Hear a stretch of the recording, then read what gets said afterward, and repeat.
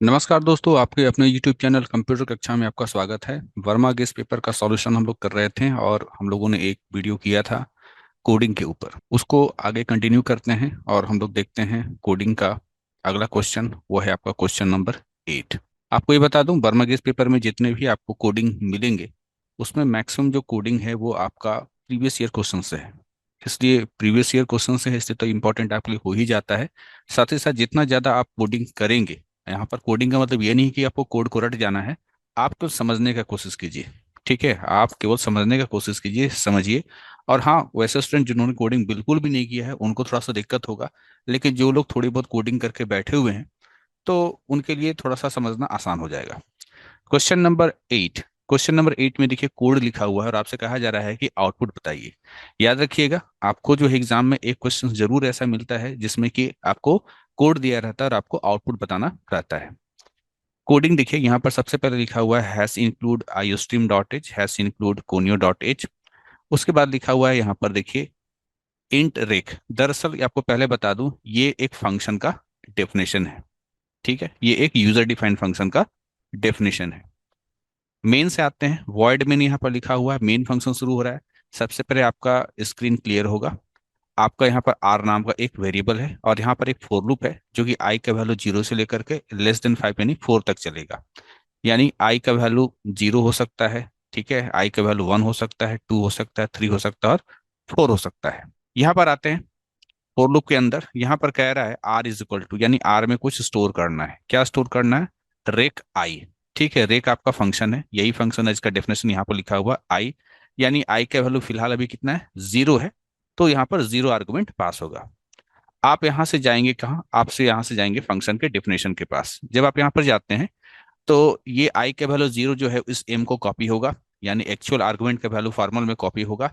M में 0 आ गया। अब यहाँ पर पूछा जा रहा है फंक्शन की बॉडी में कि क्या एम का वैल्यू 0 है, तो आपका उत्तर होगा हाँ, एम का वैल्यू तो 0 मिला है। ये कंडीशन ट्रू होगा तो क्या कह रहा है? रिटर्न 0 के 0 को रिटर्न कीजिए। कहाँ रिटर्न कीजिए? जहां फंक्शन कॉल हुआ था, यानी आपका यहाँ पर रिटर्न होगा 0। और वो 0 किसको मिल जाएगा? आर को मिल जाएगा। तो आर को क्या मिल गया? आर को 0 मिल गया। अब आप आते हैं यहाँ पर सी आउट के पास। यहाँ पर कहता है स्लैश एन, आई का वैल्यू प्रिंट कीजिए। तो आई का वैल्यू तभी 0 है तो 0 प्रिंट करेगा।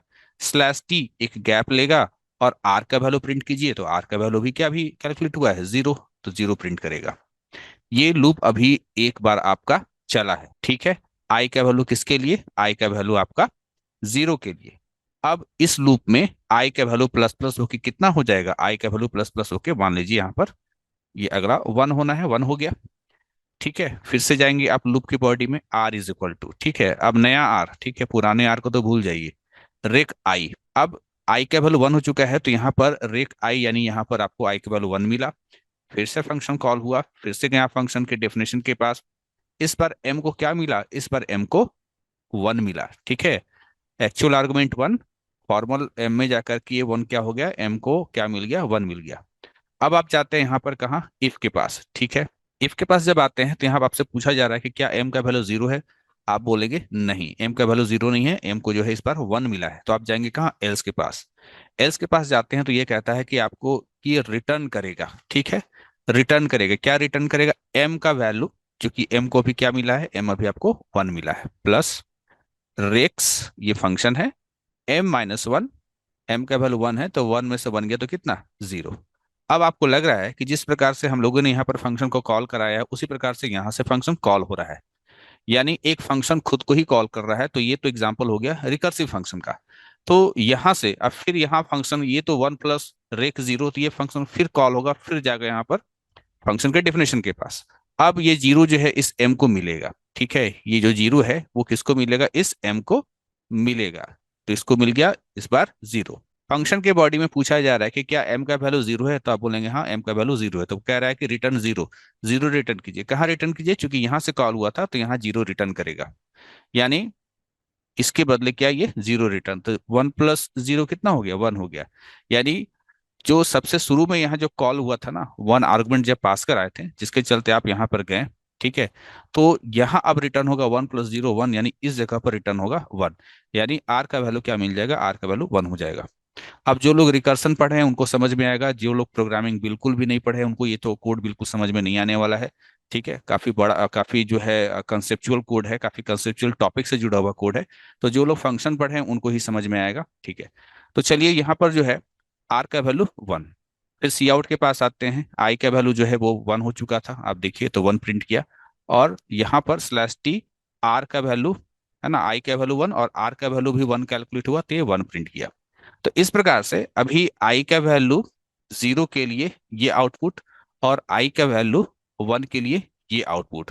ठीक है, अब आई के वैल्यू 2 के लिए, 3 के लिए, 4 के लिए, सबके लिए काम होगा, और आउटपुट आपको कुछ इस प्रकार से मिलेगा। देखिए, आपको 0 0 मिला, 1 1 मिला, अगली बार आपको 2 3 मिलेगा। ठीक है, अगली बार फिर आपको 3 6 मिलेगा, और जब आई का वैल्यू 4 होगा तो 4 10, इस तरीके से आपको आउटपुट मिलेगा।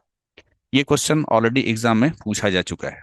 अगला प्रश्न, ये इंक्रीमेंट और डिक्रीमेंट से संबंधित प्रश्न है। इस तरह का प्रश्न बहुत बार एग्जाम में आया है, चाहे तो आप क्वेश्चन बैंक उठा करके देख लेंगे। प्रश्न यहाँ पर ये है, आपको आउटपुट बताना है। अगेन यहाँ पर देखिए वेरिएबल है x इज इक्वल टू 5 और y इक्वल टू 5, यानी आपके पास x नाम का वेरिएबल है जिसमें क्या स्टोर है, जिसमें आपका 5 स्टोर है। एक y नाम का वेरिएबल है, इसमें भी आपका क्या स्टोर है, 5 स्टोर है। Cout x plus plus, plus plus बाद में लगा हुआ है, यानी कि x का वैल्यू बाद में बढ़ेगा। अभी x का जो करंट वैल्यू 5 है वो प्रिंट करेगा, तो प्रिंट करेगा। ठीक, उसके बाद अगला सी आउट देखिए, डबल कोट्स के अंदर कॉमा है तो कॉमा प्रिंट करेगा। फिर अगले में जाइए।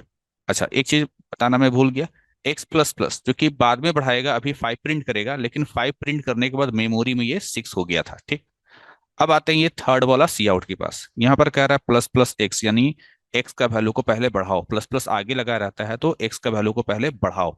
तो एक्स का जो करेंटली वैल्यू जो है वो 6 है, 6 से बढ़कर क्या हो जाएगा, 7 हो जाएगा। तो यहाँ पर बढ़ा हुआ वैल्यू प्रिंट करेगा, दैट इज 7। फिर यहाँ आते हैं सी आउट कॉमा, कॉमा प्रिंट करेगा। अब आपको थोड़ा सा ध्यान देना है आखिरी वाले सी आउट में। यहाँ पर लिखा हुआ है, एक लाइन में ही लिखा हुआ है Y plus plus, double quote के अंदर कॉमा है, फिर प्लस प्लस वाई है। तो देखिए काम इधर से होगा। ठीक है, कैलकुलेशन किधर से होगा, इधर से होगा। प्लस प्लस वाई लिखा है, दैट मीन्स कि वाई का वैल्यू जो है 5 से बढ़ के 6 हो जाएगा, और इस जगह पर ये है ना 6 हो गया। फिर यहाँ कॉमा हो गया, और फिर यहाँ पर y प्लस प्लस बोल रहा है, यानी कि ये y का वैल्यू को प्लस प्लस बाद में करेगा। अभी करेंटली कितना है, 6 है, तो 6। तो यहाँ पर रह जाएगा हम लोगों का 6, यहाँ कॉमा 6। तो इस प्रकार से जो है आपको 6 6 प्रिंट करेगा, यानी हमने कैलकुलेशन किधर से करना है, इस साइड से करना है। ठीक, इस साइड से कैलकुलेशन करना है, और प्रिंटिंग हम लोग इधर से कर रहे हैं। इस प्रकार से आउटपुट हम लोग को मिलेगा ये। तो आपके गेस्ट पेपर में सही आंसर दिया हुआ है।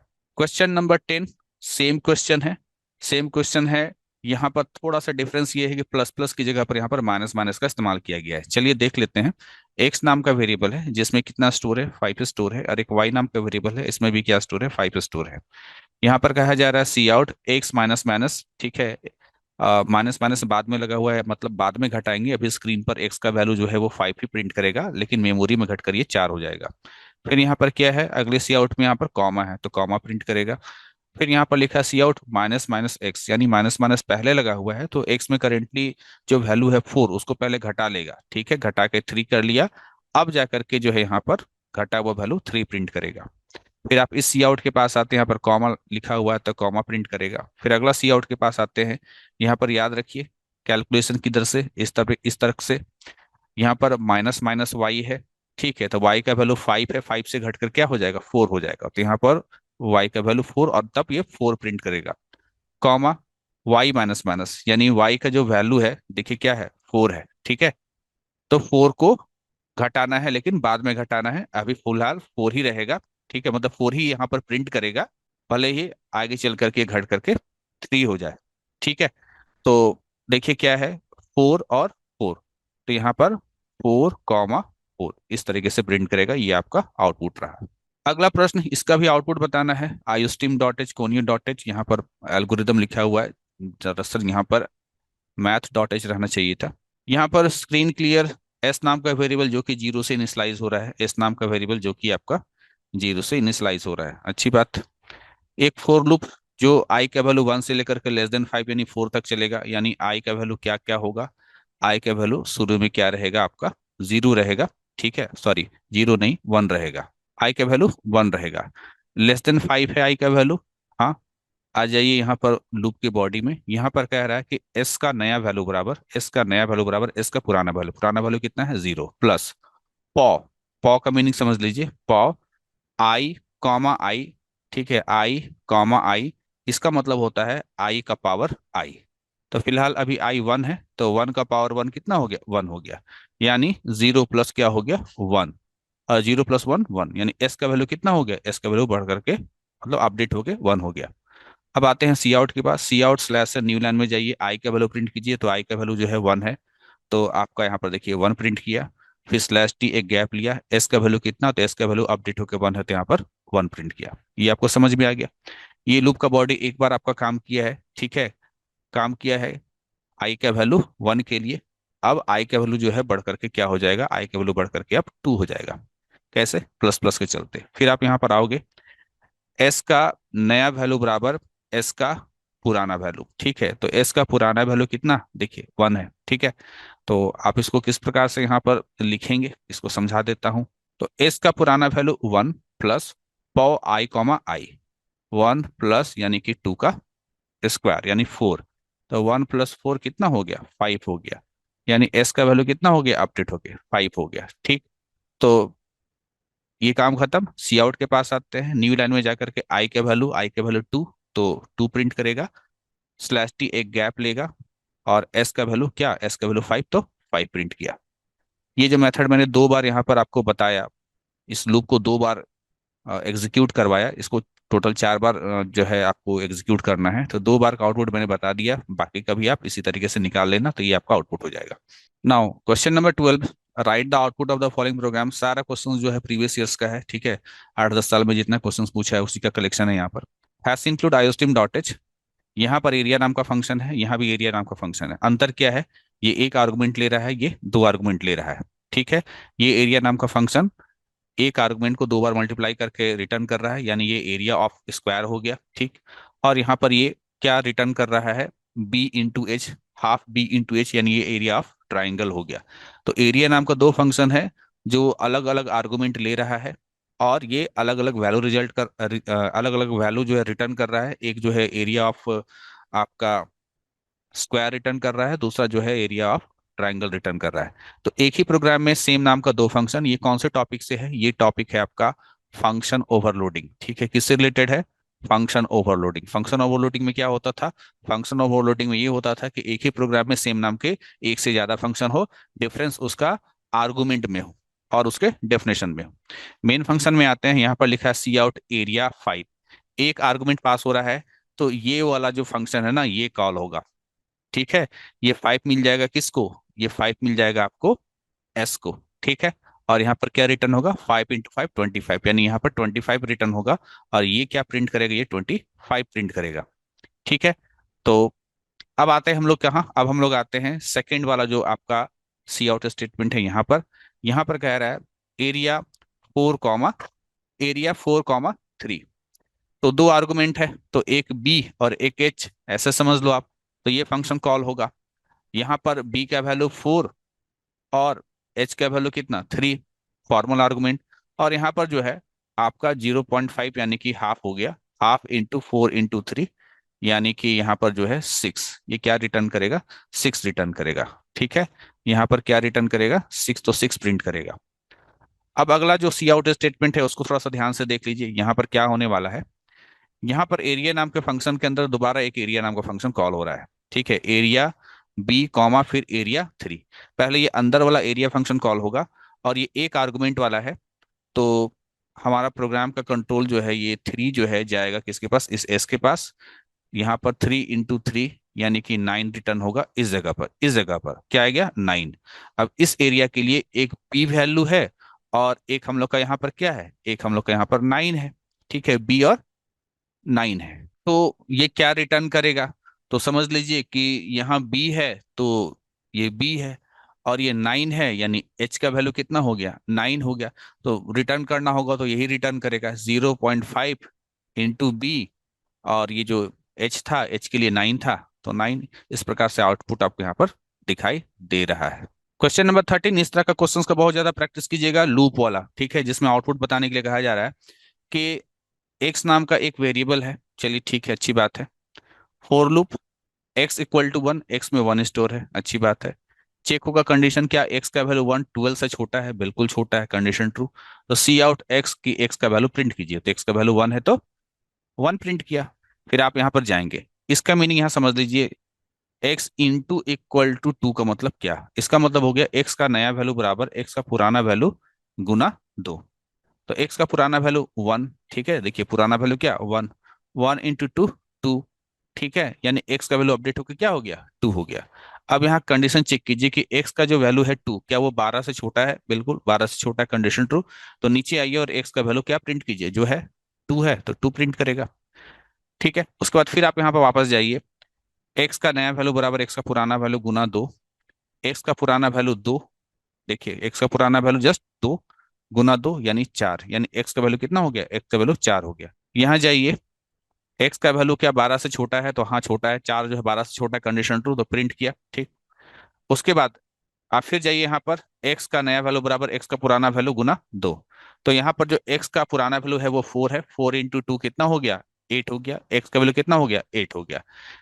चेक कीजिए, एक्स का जो वैल्यू है वो क्या 12 से छोटा है, तो हाँ eight is less than 12, condition true, condition true. तो आइए और एक्स का वैल्यू आठ को प्रिंट कीजिए, ठीक, आठ हो गया। फिर यहाँ से आठ प्रिंट करके वापस जाइए, फिर कह रहा है एक्स का नया वैल्यू बराबर एक्स का पुराना वैल्यू गुना दो। एक्स का जस्ट पुराना वैल्यू आठ है, ठीक है, आठ है, तो आठ गुना दो कितना हो गया हम लोग का, सोलह, ठीक है। एक्स का वैल्यू कितना हो गया, सोलह हो गया, यानी एक्स का वैल्यू कितना हो गया, सोलह हो गया। कंडीशन चेक कीजिए, क्या एक्स का वैल्यू 12 से छोटा है, तो नहीं, एक्स सोलह हो चुका है, सोलह जो है 12 से छोटा नहीं है, कंडीशन फॉल्स हुआ। तो हमारा ये जो लूप का बॉडी वो एग्जीक्यूट नहीं करेगा और हमारा प्रोग्राम एंड हो जाएगा, और इस प्रकार से हम लोग को जो आउटपुट मिलेगा वन टू एट। ये भी आपका प्रीवियस ईयर से पूछा गया प्रश्न है। और भी कोड हम लोग देखेंगे जल्दी जल्दी आगे की वीडियो में, आज के लिए बस इतना ही।